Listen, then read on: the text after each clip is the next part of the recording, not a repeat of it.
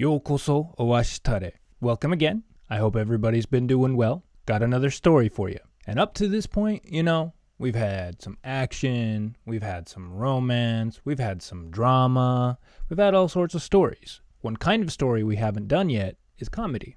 So, for those of you who are big fans of silliness, we've got some of that for you here today. Get ready. So once upon a time, there was a Buddhist priest by the name of Jitsuin. Now, the story says that Jitsuin was a member of the temple on Mount Hiei, which is actually the temple itself is called Enryakuji, but the story doesn't mention the temple's name, because this temple at the time was actually the single most famous temple, most important temple in the whole country. Like, it was a big deal. It's kind of like somebody telling you that they work on Broadway, which technically Broadway is a street in America with things other than the theater on it, But if somebody tells you that they work on Broadway, what they actually mean is they work in the theater. And it's the same kind of thing. If someone says that they work on Mount Hiei or they're from Mount Hiei, well, I mean, there are other things besides just Buddhist priests who hang out there. But generally speaking, it's going to refer to Buddhist priests of Enryakuji, the temple of Enryakuji. And the story, being written in ancient Japan, just assumes that you already know what Enryakuji is and what Mount Hiei is. But the story also mentions that Jitsuin had a nickname. He was also known as the Little Pine Priest. Don't really know why that's relevant or why it's in there, but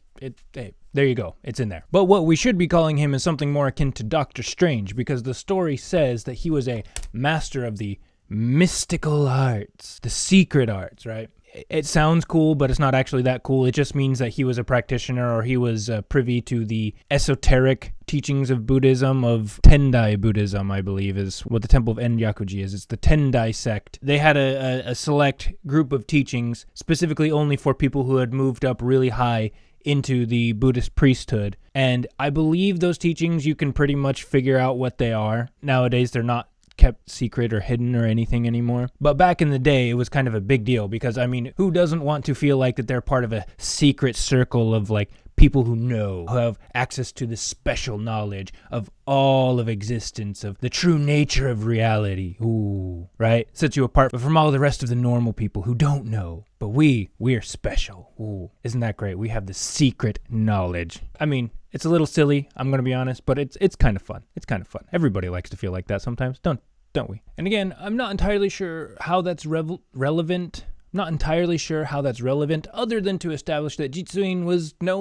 rank and file monk. He was a very special monk. He was kind of a big deal. But a fact that actually is relevant is that Jitsuin was superhumanly strong, just like the woman of Owari. He was unnaturally strong. And to demonstrate this, there was a little episode where one day Jitsuin was sleeping, like normal, and his students, his disciples, had heard that he was actually freakishly, superhumanly strong, and they wanted to test it out. So what they did is they got a bunch of walnuts. They got 8 walnuts, 8, I believe, and while Jitsuin was sleeping, they stuck these walnuts in between his toes. Don't make it weird. Stop. But Jitsuin actually was only faking being asleep. I guess maybe he woke up when they were messing around with his feet. Again, don't make it weird. So he's faking being asleep, and then after they had stuck the walnuts in between each of his toes, he stretched out like he was stirring in his sleep. And then he flexes his feet, and then when they contract again, he just crushes every single one of these walnuts in between his toes. And that demonstrates that he is ridiculously strong. Again, I've told you this is going to be a little bit silly, so bear with me. But that's not like the main story that we're focused on here. That was just one demonstration of Jitsuin's power. Right? But on a different day, Jitsuin was actually at the Imperial Palace doing Buddhist services, whatever Buddhist priests do. He and a whole entourage of Buddhist guys had been hanging out there and serving the emperor, probably doing prayers, chanting, whatever they normally do. But the time came, work was over, all the Buddhist priests left, except for Jitsuin, who had a couple of things that he still had to take care of. So he hung back for a while to do whatever it was that he was doing. And then when he got finished, he came out of the Imperial Palace, and he was hoping that all the rest of the other Buddhist monks were going to be waiting for him. But unfortunately, they had already completely left. He was hoping that they were just outside the Imperial Palace waiting for him, but they had all left because it was late, it was dark, and they didn't want to hang around anymore, which is understandable, but that meant that Jitsuin is going to have to get to wherever he's staying by himself. But anyway, so Jitsuin leaves the Imperial Palace by the West Gate. and he pops out of there, and he's walking along, and the moon is actually full moon, it's really bright moon, and he can see fairly well, despite it being nighttime. And he is suddenly approached by a man wearing some light robes. And this man looks at Jitsuin and says, "Mr. Good Monk, sir, why is a man so noble as you walking all alone at this time of day? Here, please hop up on my back. I will give you a piggyback ride to wherever you need to go." Because I guess that was a custom that they did, which seems a little strange to me. I mean, if you've ever given like even a child a piggyback, it's kind of a pain. So I don't know what a grown man is doing, giving another grown man a piggyback ride. It just seems a little weird, but maybe that was normal because this made Jitsuin very happy, and he was totally fine with taking this man up on his offer. And he jumps up on the guy's back, and the guy starts taking off running south. Now, I suppose to this guy's credit, he was able to run almost like Jitsuin weighed nothing. He just takes off, and boom, they're going down. But they go a few blocks when suddenly this man stops, and he tells Jitsuin, "Well, sir, we have arrived at your destination. Please, alight." Something to that effect. And Jitsuin just kind of looked at him confused and went, "What are you talking about? This is not where I wanted to go at all. What do you mean, get off?" Now, unfortunately for this man, he actually had no idea who Jitsuin was, nor did he know that Jitsuin was superhumanly strong. And in fact, he had brought Jitsuin to this place because he wasn't intending to be a nice guy and give Jitsuin a free ride. He wanted to take him somewhere where nobody was around so he could then beat him up and steal his clothes. Because, as you may have noticed in a pattern, and if you've been watching some of the other videos, clothes were almost like currency to the people in the imperial capital at this time. When messengers were sent to go deliver letters for nobility, oftentimes they would be rewarded and paid in fancy clothing. Or if a group of nobles were hanging out and engaging in poetry and music and having a good time, if somebody wrote a really good poem, then the host would bestow that partygoer with a really nice set of robes as a reward. And these could be very fancy robes. I mean, if you look at how Japan is today, really nice kimonos are like tens of thousands of dollars. They are so expensive. And so that's a tradition that I believe that comes from this, is that clothing could be considered basically a form of money, and a very valuable form of money at that. So this guy had actually brought Jitsuin to this place so he could rob him of his fancy, high-level Buddhist priest clothing. And so he says, "Get off." Jitsuin says, "No, this isn't where I wanted to go." So this guy then starts shaking, trying to get Jitsuin off his back. And he also starts shouting, "Get off my back, old man. Also, if you don't want to die, give me all your clothing. I'm robbing you." And he tries spinning around, trying to get at Jitsuin, trying to spin around, but he's on his back, so it's not really going to help. But Jitsuin, maintaining his hold on the guy, and very nonchalantly and matter-of-factly, with a bit of surprise in his voice, just tells the guy, "I thought you were just being a nice citizen and helping out an old monk like myself. But clearly, I was wrong. Also, why would I give you my clothes? It's cold." And at that, Jitsuin, who had his legs wrapped around this guy's, center mid area, his waist area, he had his legs wrapped around him. With his legs, he gave the guy a squeeze. And he squeezed so hard that it felt like the guy was going to get cut in two, is what it says. It says that his legs were going to cut him in half like swords. And feeling this, the guy, of course, very quickly stopped shaking and spinning around, trying to get Jitsuin off of him, and changed his tune. He just instantly broke down. Okay, I'm sorry. I apologize. I was wrong.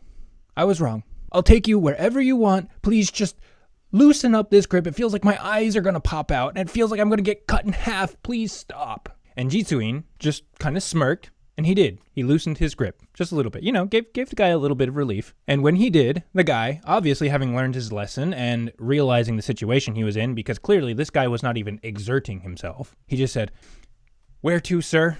And Jitsuin, again, still with this smug look on his face, just said, "Much better. Now, take me to the En no Matsuwara so I can enjoy the moon for a little bit." Because I guess he was in a poetic mood. Now, this area that Jitsuin wanted to go was not close by. And in fact, it would require this man to backtrack from the way that he originally came, which kind of sucks for this guy, but he didn't really have a choice. And so, after backtracking and taking Jitsuin to this place, they get there, and the guy says, "Well, sir, I have brought you here. We have arrived, and if you now will please kindly get off my back," literally get off my back, "I will go home without any further complaints." But Jitsuin just ignored him, and just while still hanging on this guy's back, he just kind of stared up at the moon, made some poems enjoyed the night air, just kind of relaxed, all while hanging on this guy's back and not saying a word to him. And they stayed there for about an hour with Jitsuin just kind of chilling and not saying anything to this guy directly, when suddenly Jitsuin goes,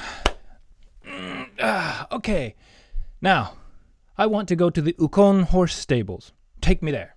And again, this place was not close by any means. So the dude's eyes just go wide and he just, are you serious? Why should I take you that far? That's crazy. I already brought you here. Why do I need to go anywhere else? To which Jitsuin just replied, oh, well, I mean, if you've got a problem with that. And he squeezed his legs again on the guy's midsection. And the dude just went, okay. I'll go. And as soon as the guy started running, Jitsuin loosened his grip and the guy took him to the Ukon horse stables. And I apologize for not explaining where all of these things are.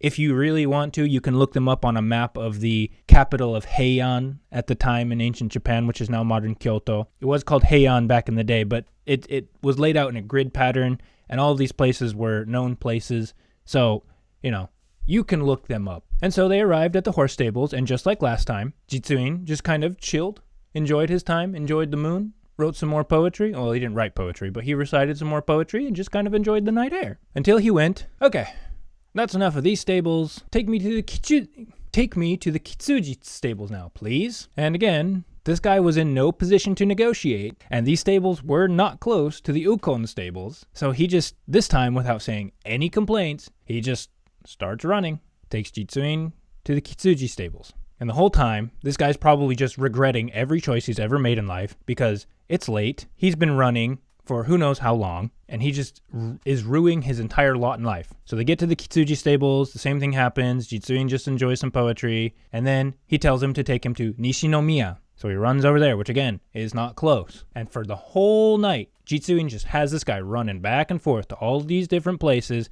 and the guy can't do anything about it. And so finally, the sun rises, dawn cracks, and finally Jitsuin has this guy actually take him to the place where all the monks hang out. And as he's getting off of this guy's back, he does actually give this man the robes that this man was originally trying to just steal. This was the proper form of payment because Jitsuin, he was a little bit of a rascal. And, he ran this guy into the ground, probably ran this guy for everything that he's worth. And I just imagined this guy, when they finally arrive and Jitsuin gets off him, he can barely stand up. He can barely walk. He's just, eyes are bloodshot. He's hunched over. He's breathing so heavily, or he's past breathing heavily. He's just so destroyed by this. And Jitsuin is, superhuman, strong, and he's probably just happy. Probably thanked the guy. Thank you very much for your service, sir. Now, as you have given me excellent service, it's only fair that I recompense you in the proper manner. And so he did